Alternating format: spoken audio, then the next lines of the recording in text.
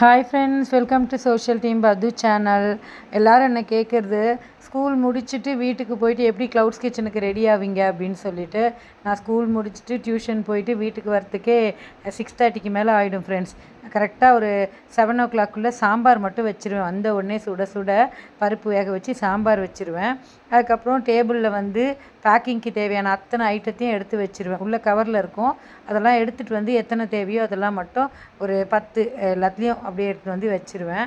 அதுக்கப்புறம் பார்த்திங்கன்னா, இட்லி மட்டும் ஒரு ஈடு கிட்டத்தட்ட ஒரு 12 இட்லி வரும், ஊற்றி வச்சுருவேன். ஏன்னா இட்லி காம்போ பொடி இட்லி அப்புறம் இதுக்கு வேணும். பொடி இட்லிக்கு கண்டிப்பாக இட்லி வேணும், டக்குன்னு ஆறின இட்லி. அதை ஒரு 10 இட்லி ஊற்றி வச்சுருவேன். அப்புறம் பூண்டு சட்னிக்கு வதக்கி அரைச்சிருவேன். தேங்காய் பச்சை மிளகாலாம் சில்லு எடுத்து வச்சுருவேன் சட்னிக்கு. வெங்காயம் நறுக்கி வைப்பேன். இது எல்லாமே 1/2 hour பண்ணுவேன் ஃப்ரெண்ட்ஸ். 6:35 அப்படி வந்தேன்னா வீட்டுக்கு 7:10 அதுக்குள்ளே நான் இதெல்லாம் முடிச்சிடுவேன். மேக்ஸிமம் 7:15 முடித்து வச்சுட்டு அதுக்கப்புறம் நான் ஜொமோட்டோ லிங்க்கில் போயிட்டு ஆன்லைனை கொடுத்துருவேன். அதுக்கப்புறம் வந்ததுன்னா நம்ம எது தேவையோ அது ஆர்டர் ஊற்றி கொடுத்துக்கலாம். இது பார்த்திங்கன்னா ஃப்ரெஷ்ஷான இட்லி மாவு. இது பார்த்திங்கன்னா தோசை மாவு தனியாக எடுத்து வச்சுருக்கேன்.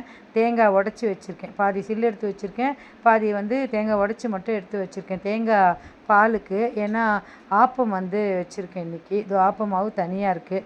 எல்லாமே ஃப்ரிட்ஜ்லேருந்து எடுத்து வச்சுருவோம் மாவெல்லாம், ஏன்னா ஜில்லாப்பு குறையணும்னு சொல்லிட்டு.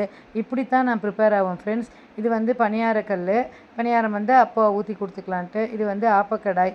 இதையும் ரெடியாக கிச்சன் கவுண்டர் டாப்லேயே எடுத்து வச்சுருவேன். ஸோ இந்த மாதிரி தான் நான் ப்ரிப்பேர் ஆகிப்பேன் ஃப்ரெண்ட்ஸ். இது எல்லாமே எனக்கு 6:30லேருந்து 7:15 வரைக்கும். சரி, ஒரு டம்ளர் காஃபி குடிக்கலான்ட்டு பாலையும் நான் காய்ச்சிட்டேன். தோசைக்கல்ல அந்த பக்கம் பின்னாடி வச்சுருக்கேன்.